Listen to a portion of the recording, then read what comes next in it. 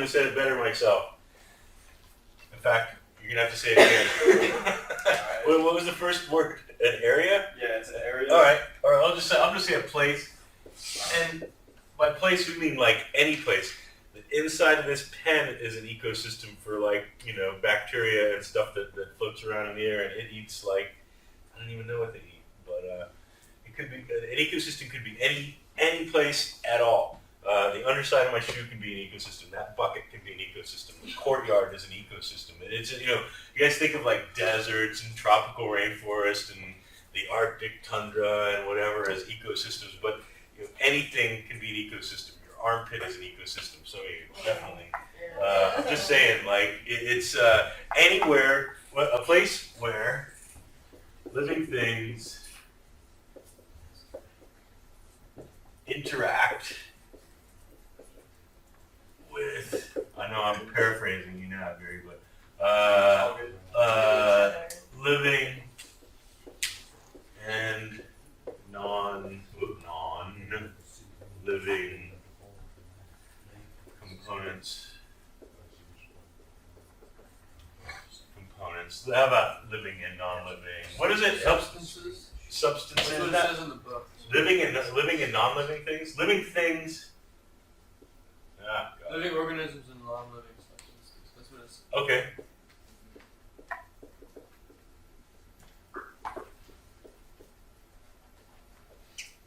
And what was and then there was a second part, right? There was like something about blah blah blah.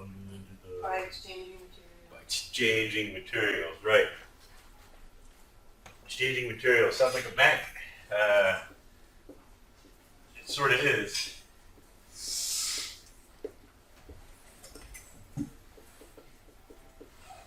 Okay, so there's, and this is something we've had since what? What was the first time somebody remembers hearing about an ecosystem? Like 3rd grade, 4th grade, 5th grade, 6th grade, something like that, right?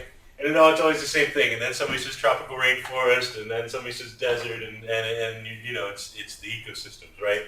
But what we really have to start thinking about is what are the living organisms and non-living substances, and what materials are they exchanging? First of all, they're only really exchanging one thing.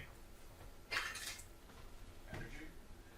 Yeah, pretty much. Well, sort of. Like, in a way. I'm going to say sunshine, because that's what it really comes down to. Sunshine and molecules, because that's what makes the plants grow, right? And that's, I know you hear that all the time. The plants are the basis of every ecosystem. Well, they are. It's because they are. Because take away the sunshine, and this is just a barren rock. There's nothing on it. It's just dead rock. But add some sunshine and a few million years of erosion and whatnot. Oops, green sun. And then now you really got something, because the whole thing is that it comes down to energy. The energy is what makes the plants grow. It's all about the energy, you all, and it really is. What you say is that it all comes down to the sun, because without the sun, then there's nothing for, oh God, here we go. It's a rabbit, all right? It's a rabbit. There's nothing for the rabbit to eat without the sun, right? Because rabbits eat plants, and rabbits aren't going to eat plants if there's no sun. And certainly, oh God, I know how to draw so few animals. What eats rabbits? All right, and so here comes the owl. Right, but seriously, it's the sunshine, feeds the plant, feeds the rabbit, feeds the owl, and then what? A fox. Fox. It's going to be a pretty big fox. All right, fox. The point is, though, all right, the materials they're exchanging, first of all, sunshine moves through all this. Because really, when you eat anything, what you're eating is matter that got put together by plants. Plants take carbon dioxide out of the air. It's the most amazing thing. They take carbon dioxide out of the air and they turn it into themselves. It's an awesome trick.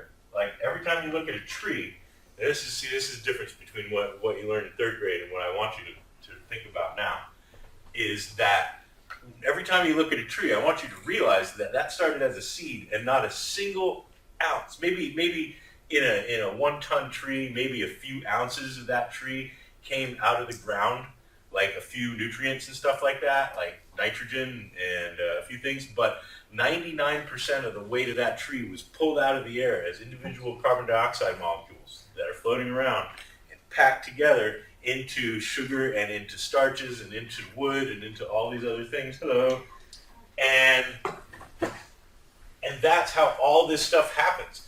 It's amazing, you guys. It's when we say life's amazing, like, I'm not kidding. I know it's boring to you guys, but honestly, if you stop and think about, like, whoa, pulling molecules out of the air, turning them into a thing, and then that basically gets turned into a fox. Just take my word for it. That's a fox. Doesn't get turned into a fox.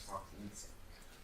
Well, but I mean, it's the same. I mean, the thing is, that there are molecules. There are molecules from this flower that are in this fox. And the fox grows because of it, right? Yeah, right. So every step along the way, like this has molecules from the flower, and then about 10% get passed on every time. Most of it gets used as energy and just to like run the body, and half of it gets crapped out as waste, and then about 10% of it gets passed on to the next level. And but still, it's like that's why it takes a whole lot of grass to support this ecosystem, a whole lot of plants, because only 10% of that biomass moves on to the next level. That's why when you look at like the numbers, we're going to talk about this a little bit later, but if you do a pyramid of the numbers or the mass of every level of a food web like this, right? What's that? Consume? Well, these folks are all consumers because they have to eat. They have to eat stuff to get their food. Another word for consumer. Well, what are these called then? The ones that make their own energy from the sun. Producer. Yeah, producer. You got your producers, you got your consumers, and we've got a name for these. And I'm only going to do about 5-10 more minutes here, folks, so don't worry, this is not going to go on forever. Your herbivores, the first level, are called primary consumers. Primary consumer, meaning first level. The way you write primary, by the way, primary, secondary, is a 1 with a little degree mark next to it. That means primary. And then you got your secondary consumer, right? Secondary consumer. And does anybody know the word for this level? Tertiary. Very good.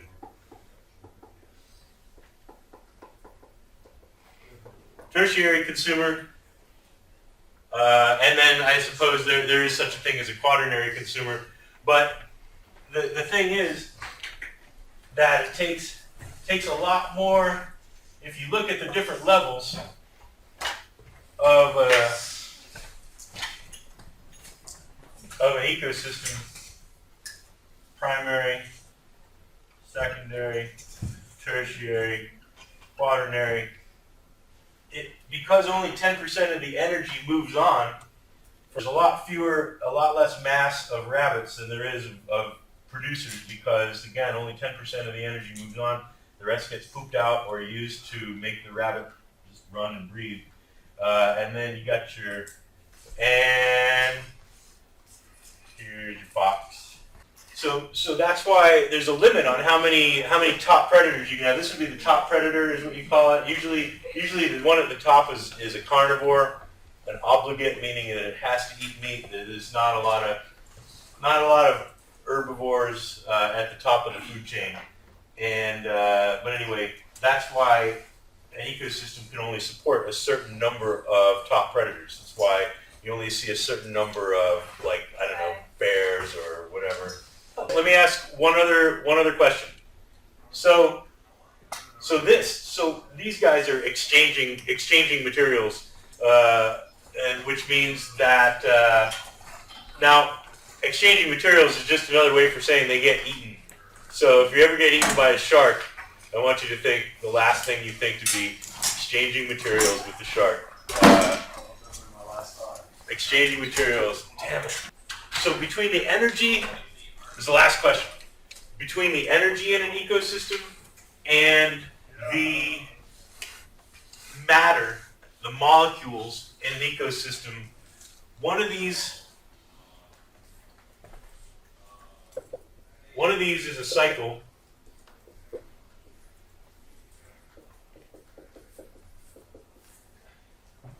One of these is one way. So meaning like one of these, gets exchanged over and over again and recycled by the ecosystem.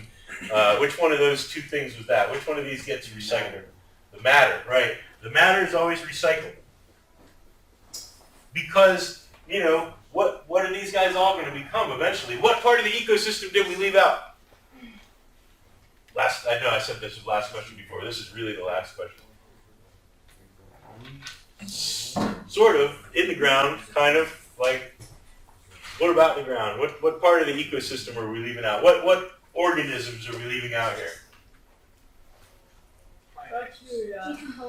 Decomposers, right. Everybody eventually is going to turn into a big pile of brown goo. Ultimately, that'll be what the rabbit looks like. And I don't just mean poop, I just mean like they're going to eventually get recycled back into earth materials by decomposers, bacteria, fungi. The decomposers are at the bottom of the whole thing. And they get fed by everybody, and they recycle all the materials. So all the carbon atoms, all the nitrogen, all the phosphorus, all the sulfur, all the hydrogen and oxygen in these animals and in these plants, it cycles around and around the ecosystem, because eventually this goo that used to be a rabbit is going to turn into plants. And it's going to turn into rabbits again. Then on and on. But the energy only moves one way. The energy moves through the ecosystem. It moves through here, and there's less. More and more and more of it gets harvested until there's literally like none left. It's just all dissipated as heat.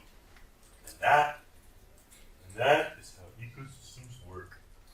All right, so that's all I got about that. We'll just keep it at that for the day. And